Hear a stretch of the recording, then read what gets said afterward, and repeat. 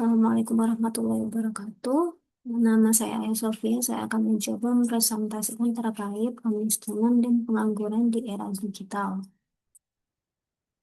Berikut saya sajikan tabel dari tingkat kemiskinan dan pengangguran di Indonesia dari tahun 2020 sampai 2025 yang saya sajikan dalam bentuk persen. Sumbernya saya dapatkan dari Badan Pusat Statistik.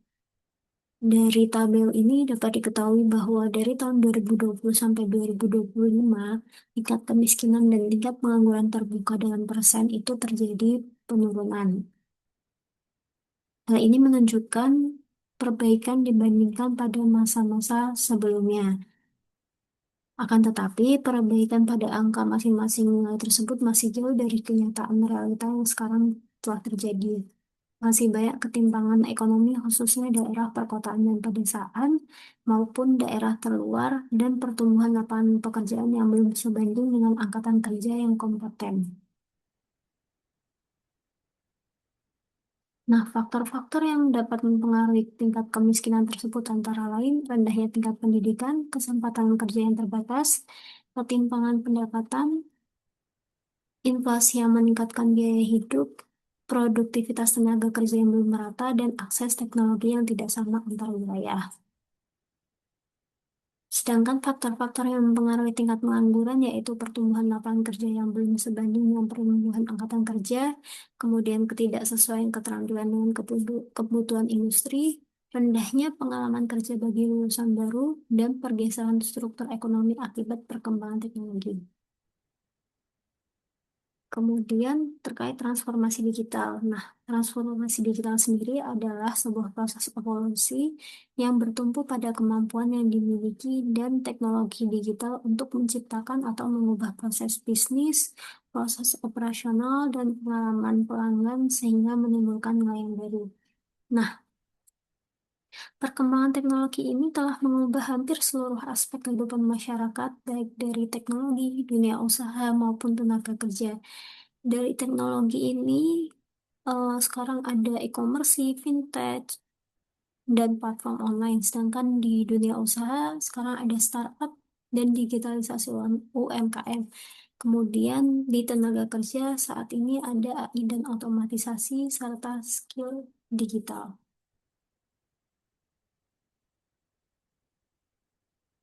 Nah, adanya digitalisasi ini menimbulkan beberapa peluang dan tantangan dalam perekonomian Indonesia.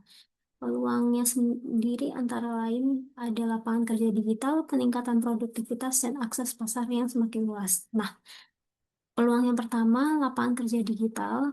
Perkembangan ekonomi digital melahirkan berbagai profesi baru, antara lain seperti programmer, data analis, digital marketer, konten kreator, dan sebagainya.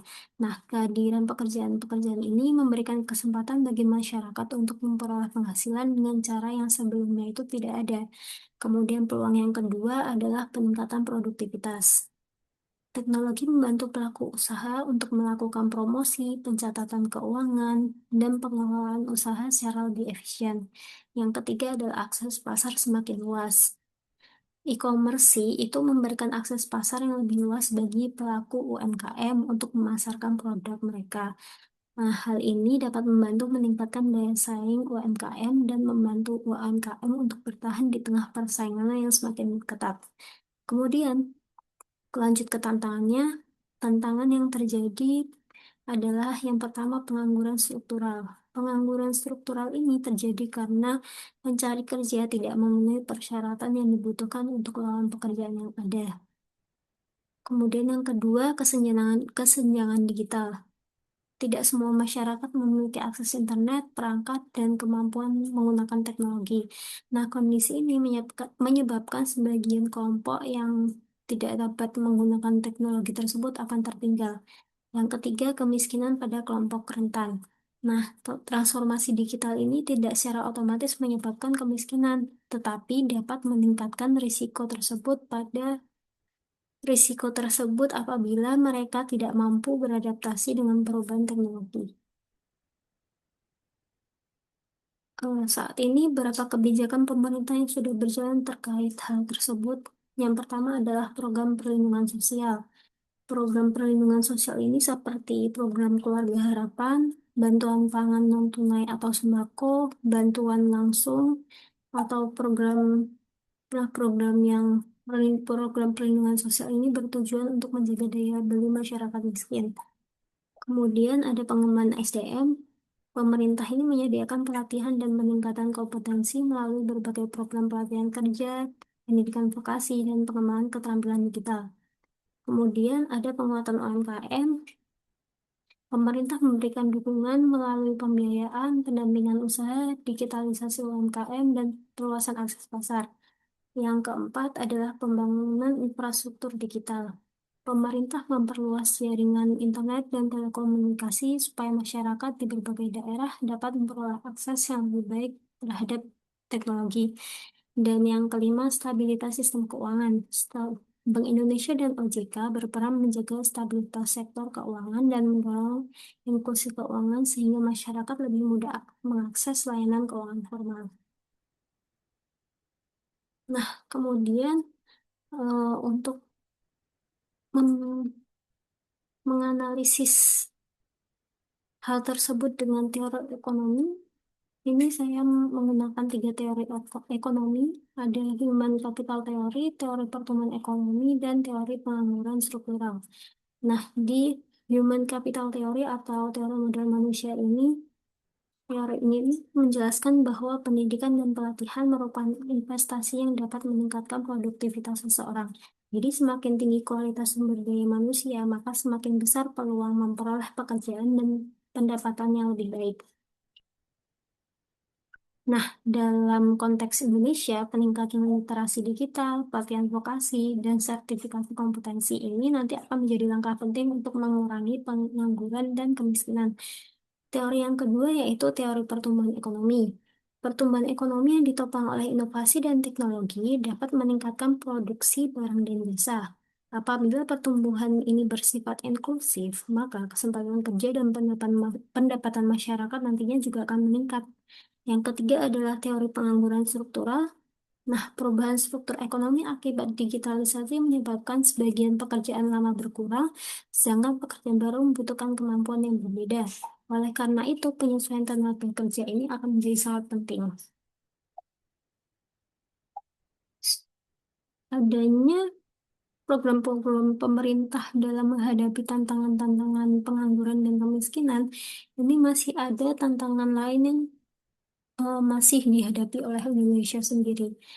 Yang pertama adalah kualitas pendidikan yang belum merata, kemudian tingkat literasi digital masyarakat yang berbeda-beda, yang ketiga kesenjangan pembangunan antara kota dan desa, keempat produktivitas tenaga kerja yang masih perlu ditingkatkan, kelima persaingan global dan ekonomi digital, dan keenam perlindungan sosial bagi pekerja ekonomi platform yang masih perlu diperkuat.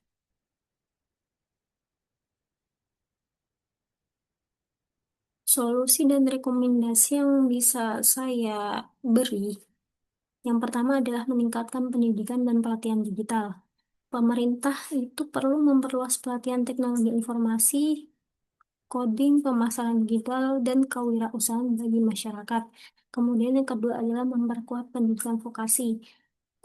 Nah, kurikulum pendidikan harus disesuaikan dengan kebutuhan industri sehingga lulusan memiliki keterampilan yang relevan dengan keadaan yang ada saat ini. Yang ketiga adalah mempercepat digitalisasi UMKM. UMKM perlu didorong untuk memanfaatkan marketplace, pembayaran digital, dan pemasaran online agar mampu meningkatkan penjualan dan menciptakan lapangan kerja. Yang keempat, memperluas akses internet. Nah, pemerataan infrastruktur digital ini sangat penting supaya masyarakat di daerah terpencil memperoleh kesempatan yang sama dalam memanfaatkan teknologi. Jadi tidak ada ketimpangan antara daerah, kota, dan terpencil. Kemudian yang kelima adalah meningkatkan perlindungan pekerja. Pekerja pada sektor ekonomi digital ini perlu memperoleh perlindungan berupa jaminan sosial, kesehatan, dan ketenagakerjaan yang memadai. Dan yang keenam adalah mendorong kolaborasi pemerintah, dunia usaha, dan perguruan tinggi. Kerjasama antara ketiga pihak tersebut Menurut saya, sangat diperlukan supaya menghasilkan tenaga kerja yang lebih kompeten dan lebih siap dalam menghadapi perkembangan teknologi. Baik, sekian dari saya. Terima kasih. Wassalamualaikum warahmatullahi wabarakatuh.